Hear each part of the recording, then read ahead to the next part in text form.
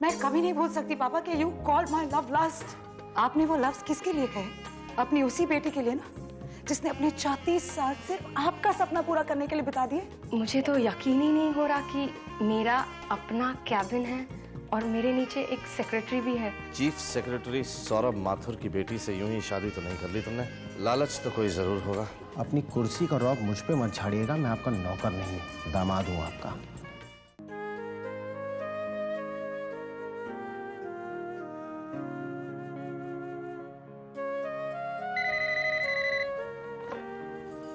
Hello माँ, मैं डर रही थी पापा फोन ना उठा दे। कैसी हैं आप? मैं ठीक हूँ बेटा, लेकिन अभिमन्यु कैसा है? बड़ी फिक्र हो रही है दामाद की। नहीं बेटा, मैं बहुत परेशान हूँ। जिस तरह तुम्हारे पापा अभिमन्यु पर गुस्सा हुए और उसकी इंसल्ट की, उसे बहुत बुरा लगा होगा और मैं कुछ नहीं कर पाई। तुम तो समझ सकती हो, लेकिन अभिमन्यु क्या सोचेगा? माँ, अभी वहाँ आया था? सिमरन, उसने तुम्हें बताया नहीं?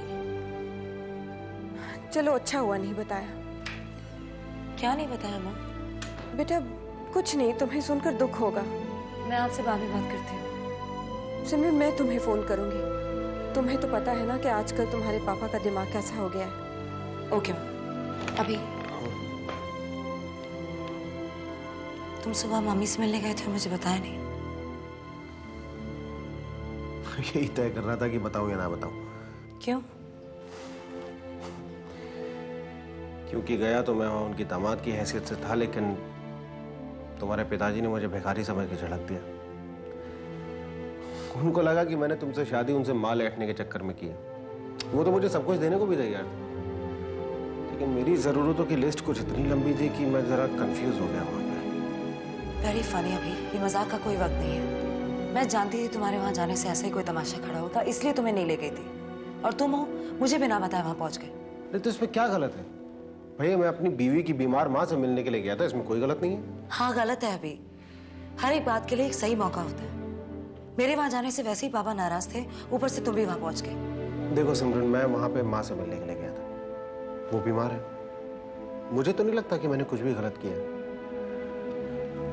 लेकिन आगे से नहीं जाऊंगा तुम्हारी परमिशन लिए बिना। सॉरी।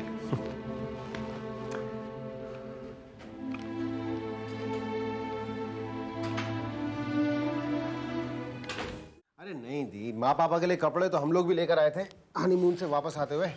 देखो 31st मैरिज एनिवर्सरी है, उनको कुछ ढंग का दो ना। हम सब मिलकर घर के लिए कुछ ऐसा सामान ले कि मम्मी खुश हो जाए। हाँ हाँ, आइडिया। हम लोग एक चुटकुले की किताब दे देते हैं उनको, माँ हंसती तो रहेगी कम से कम। चुप करना, बहुत जरूरी है। अभी प्लीज ठीक से सोचना मम्मी पापा के लिए क्या गिफ्ट ले। मैंने सोच लिया। क्या? माइक्रोवेव। माइक्रोवेव? हाँ, उन्हें माइक्रोवेव की बहुत जरूरत है। हम सब यहाँ अलग अलग वक्त पर खाना खाते हैं, इसलिए उन्हें बार बार खाना गर्म करना पड़ता है। माइक्रोवेव आ जाएगा तो उन्हें और सहूलियत हो जाएगी। क्या बात है। बहुत ही प्यारी बहू है जी। मुझे तो अपने बेटे के लिए बिल्कुल ऐसी लड़की चाहिए। आइडिया बहुत अच्छा है, मम्मी सचमुच खुश हो जाएंगी ना। तो ठीक है, एक शानदार माइक्रोवेव मम्मी पापा के लिए। ओके? वैसे वो मेरा किताब वाला आइडिया बुरा नहीं था, सस्ता सुंदर टिकाऊ। अपने आइडिया अपने पास ही रखो। चलो, I'm going, I'm getting late. Bye भाभी। शक्कर कहाँ रखी है तुमने? वर्ल्ड हेल्थ ऑर्गेनाइजेशन की सेक्रेटरी का नंबर कहाँ रखा है मैंने? मानस, मिस्टर सैमुअल का नंबर है तुम्हारे पास? सैमुअल बताएंगे। चीनी कहाँ रखी है? मैंने कहा ना किचन में। किचन में तो और तो कहीं ढूंढ नहीं रहा हूँ मैं, लेकिन मिली नहीं, इसलिए पूछ रहा हूँ तुमसे। कुछ जल रहा है? हाँ, वो जल चुका है, टोस्ट मैंने बंद कर दिया। चीनी के बारे में अभी बताया नहीं तुमने।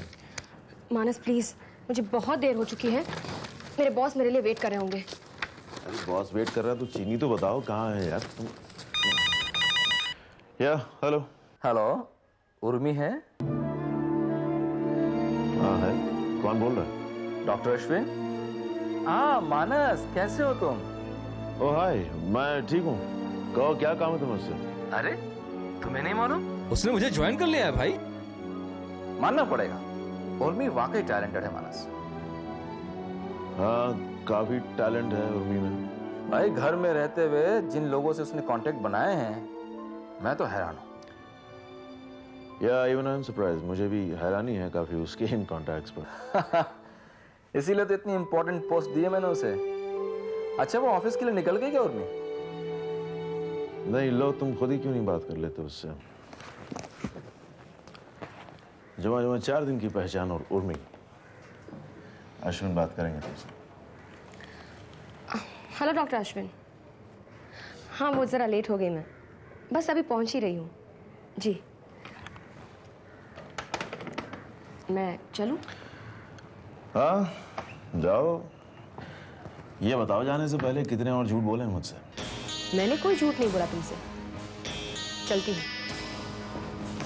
तुम कहीं नहीं जाओगे उर्मिला। अश्विन के साथ तुम काम नहीं करोगी। क्यों नहीं करूंगी? मेरी मर्जी, जहां जी चाहे वहां काम करूंगी।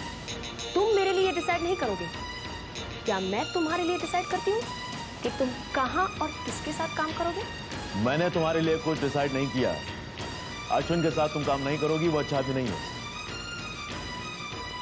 तो क्या मेरे कहने पर तुम सिमरन के साथ उसकी हॉस्पिटल में काम करना बंद कर दोगे? Stop it Urmila. मैं जानता हूं उस आदमी को तुमसे ज्यादा। वो अच्छा आदमी नहीं है, उसके इंटेंशंस अच्छे नहीं है, इसलिए तुमको वहां जाने से रोक रहा हूं। मैं जाऊंगी। तुम्हें डॉक्टर अश्विन पसंद नहीं, इसलिए मैं उनके साथ काम ना करूं, ऐसा जरूरी तो नहीं। अगर तुम गई उर्मिला तो लौट के मत आना।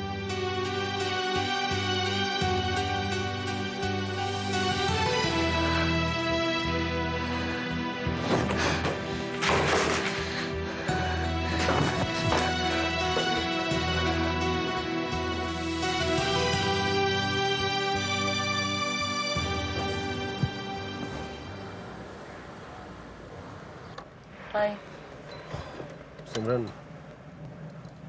तुमने क्यों दिए वो माइक्रोवेव के पैसे? वो मैं देना चाहता था। अभी क्या हुआ अगर मैंने पेमेंट कर दी?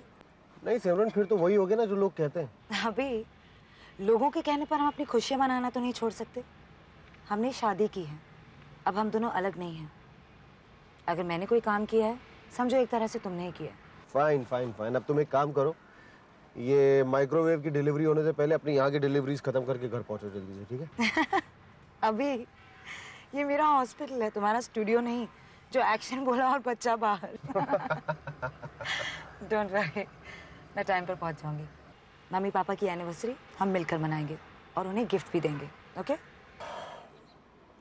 It's a very expensive gift. I don't know, बड़ा अजीब सा लग रहा है। मैंने कभी इतना एक्सपेंसिव गिफ्ट दिया ही नहीं उनको। दोनों बुड्ढे बुढ़िया को खड़ा करता था, एक रोमांटिक सा फोटो खींच लेता था, दोनों खुश हो जाते थे। अभी मम्मी पापा के बारे में तमीज से बात करो प्लीज। अब क्या करूं, उम्र हो गई उन लोगों की। नहीं फिर भी वो हमारे बड़े हैं, उनके बारे में इज्जत से बात करो। हाँ तो इज्जत दे के तो बुड्ढे बुढ़िया बोल रहा हूँ। ए डोंट गेट सीरियस ना। ऐसा करते हैं, मैं यंग कपल की मैरिज एनिवर्सरी की अरेंजमेंट्स के लिए घर वापस जाता हूँ, तुम अपना काम खत्म करके घर पहुंचो। ओके ठीक है, सी यू इन द इवनिंग। यार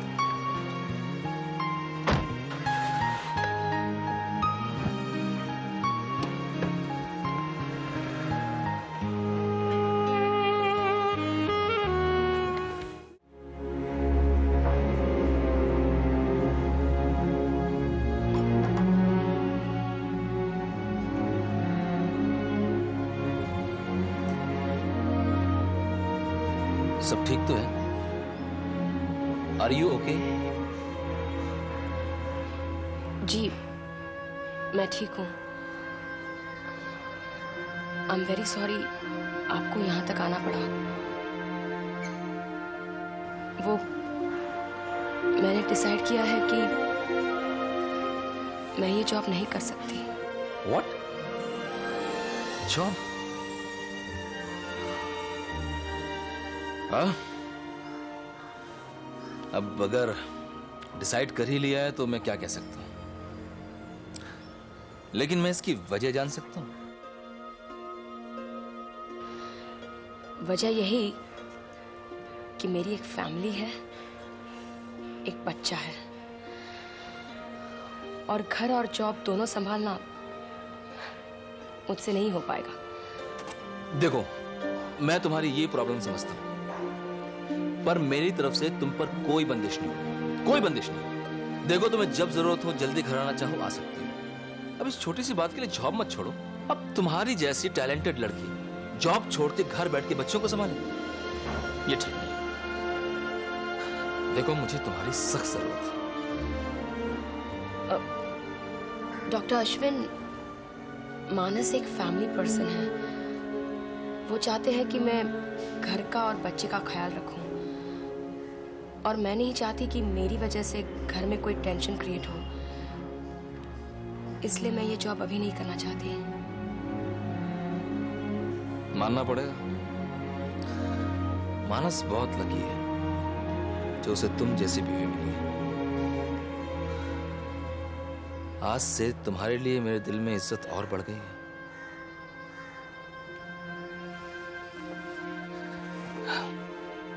आई एम इम्प्रेस्ड।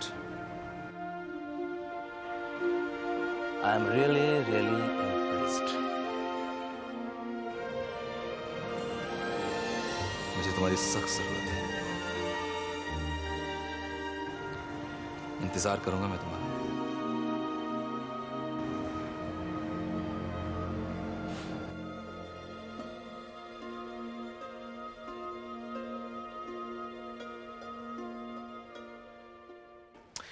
ये अश्विन क्या लौट के आ गया, हमारे घर में आफत आ गई है बेमतलब। अश्विन के बारे में क्या सोच रहे हो?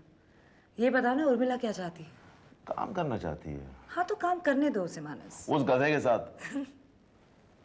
उर्मिला समझदार लड़की है मानस, घर में बैठेगी बोर हो जाएगी वो। काम करने दो उसे, और उसकी वजह से अगर अश्विन का अस्पताल चल पड़ा ना, you should be proud of her. Ashwin का अस्पताल है, ये प्रॉब्लम है। रिलैक्स मानस।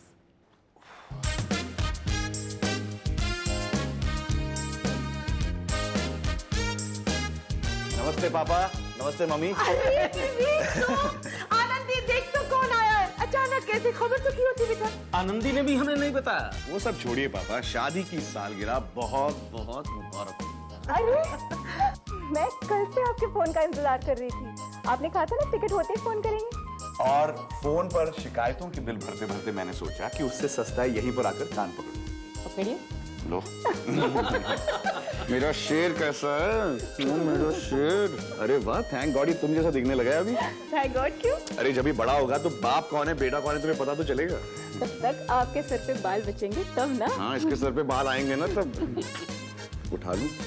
हाँ लीजिए ना। उसे नहीं तुम्हें। हाँ भाई, तो आज का क्या प्लान है? बेटा प्लान क्या होगा, अब उम्र हो गई हमारी, अब क्या मनाएंगे एनिवर्सरी। क्या पापा? अरे मम्मी समझाइए ना, यही तो उम्र है खुशियां मनाने की। आप नाना नानी बन चुके हो, घर में नई बहू आई है, आज धमाकेदार सेलिब्रेशन होना चाहिए। हाँ बेटा, हो रहे ना रोज धमाके इस घर में जब से नई बहू आई है। ये शादी छल कपट से की गई है। चलो जाने भी दो, यहाँ रहने से इन्हें सब अपने आप ही पता चल जाएगा। मम्मी, डॉक्टर सिमरन भाभी एक बहुत अच्छी इंसान है। मैं खुद उन्हें जानता हूँ हॉस्पिटल से। मतलब उनकी बदौलत ही एक नन्ही सी जान हमारे घर में आई है। आनंदी की जान बची है। बस इसी एहसान का तो फायदा उठाया है उसने। लेकिन मम्मी, अब वो इस घर की बहू है और आप जबरदस्ती बन गई है। बेशर्मी से घर में घुसकर रह रही है, हनीमून भी बनाकर आ गई है। तुम लोग चाहे कुछ कहो, मैं उसे इस घर की बहू कभी नहीं मान सकती।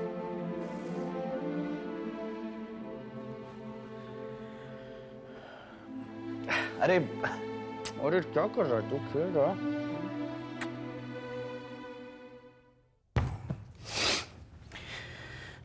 यार, भाभी के लिए तुम्हारी मम्मी के दिल में इतनी कड़वाहट है, तुम उन्हें समझाती क्यों नहीं?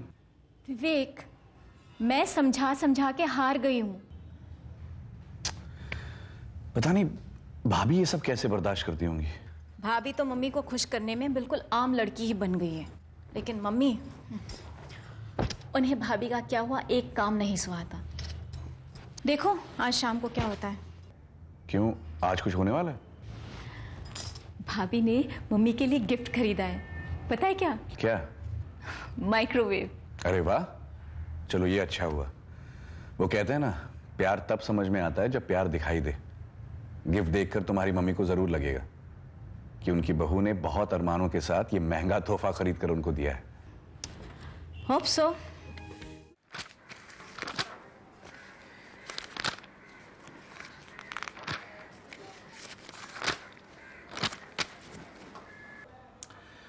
सुबह से मुंह फुला के बैठी हो, कुछ खाया भी नहीं तुमने। ये लो, थोड़ा खा लो please Urmila. I am sorry, I am really very sorry. अरे भाई, मुझे अश्विन पे बहुत गुस्सा आ रहा था, इसलिए मैं तुम पे भी नाराज हो गया। आज देखो, सारा काम छोड़ के आया हूं मैं अस्पताल से तुम्हारे लिए। तो नहीं आते, मैंने थोड़ी ना बुलाया था। उर्मिला, मुझे अपनी गलती का एहसास हो गया है and I am sorry for that. तुम करो काम भाई, तुम्हें जहां काम करना है काम करो, अश्विन के साथ या किसी और के साथ। मुझे सिर्फ तुम्हारी खुशी से मतलब है। ये अच्छा है, जब जी चाह ना कह दी और जब जी चाह हाँ कह दी। तो तुम नहीं करूंगा आगे से ऐसा। प्रॉमिस? प्रॉमिस। लो, अब उपवास तोड़ो और कुछ खाओ।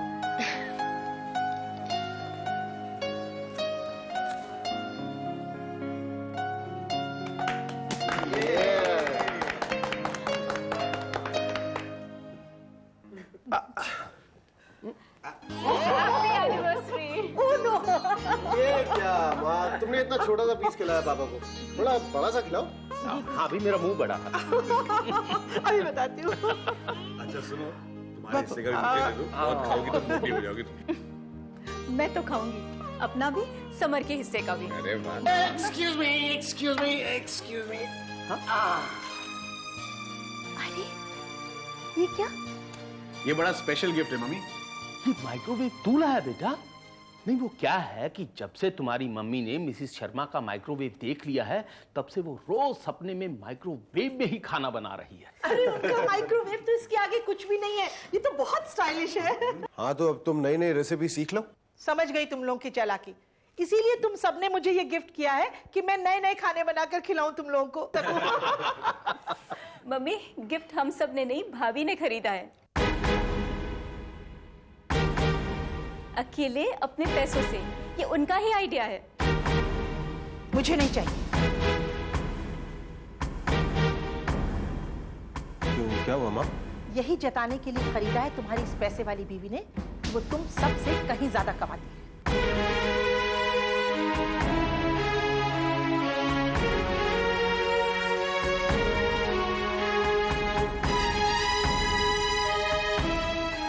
ये पैसे की बात कहाँ से बीच में आ गई? पैसे दिखाकर ये हमारा प्यार खरीदा। इस माइक्रोवेव को तो मैं हाथ तक नहीं लगाऊंगी, तो इसने अकेले खरीदा है अपने पैसे की धौंस जमाने के लिए।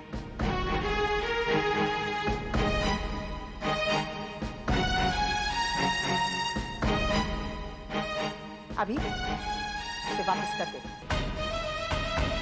अरे माँ, तुम क्या कमाल करती हो। मैं भी आपके लिए गिफ्ट लाया हूँ, कीमत जानकर क्या आप उसे भी लौटा देंगे? तुम्हारी बात और है बेटे, मैं इस औरत की हर चाल से दूर रहना चाहती हूँ।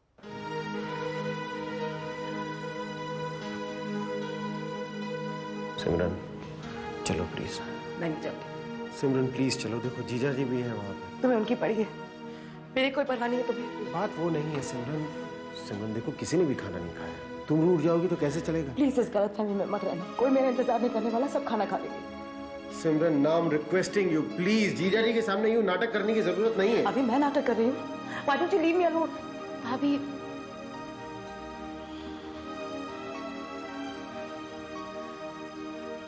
भाभी, भाभी कम से कम आप दोनों तो मत लड़िए। आई एम सॉरी, गलती मेरी है। शादी के बाद बड़ी उम्मीदों के साथ मैं आप दोनों को घर लाई थी, और आज मैं ही आपसे रिक्वेस्ट कर रही हूँ कि प्लीज अपनी खुशियां यहाँ कुर्बान मत कीजिए। आप लोग ये घर छोड़कर चले जाइए।